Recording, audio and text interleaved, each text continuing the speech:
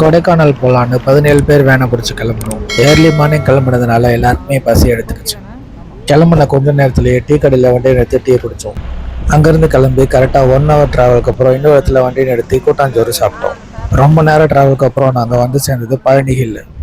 இங்கே வந்து சேர late night ஆனதுனால நாங்கள் இங்கேயே ஸ்டே பண்ணிட்டோம். பழனியில் நல்லா தரிசனம் பார்த்துட்டு அடுத்ததான் நாங்கள் கொடைக்கானல் ஹில் ஏற ஆரம்பித்தோம். ஹில்ஸ் ஏறின கொஞ்ச தூரத்துலேயே வண்டி ஹீட் அடிச்சுன்னு வண்டியை ஓரம் கட்டிட்டோம். நாங்கள் வண்டி நிறுத்தின பிளேஸ்லேயே எடுத்துகிட்டு வந்த ஸ்நாக்ஸ்லாம் சாப்பிட்டுட்டு அங்கேயே நல்ல சீனரிஸ் இருந்துச்சு. ஃபோட்டோஸ் வீடியோஸ்லாம் எடுத்துக்கிட்டோம். அதுக்கப்புறம் நாங்கள் கொடைக்கானல் நோக்கி நகர ஆரம்பித்தோம். அங்கே பார்த்த முதல் view point Palani hill. Palani view பாயிண்ட்ல 30 minutes டைம் ஸ்பெண்ட் பண்ணிட்டு நாங்கள் அடுத்த பிளேஸ்க்கு நோக்கி கிளம்பிட்டோம். போகிற வழியில் நல்ல சீனரிஸ் பார்த்துட்டு எப்படி என்ஜாய் பண்ணோம் நீங்களே பாருங்க.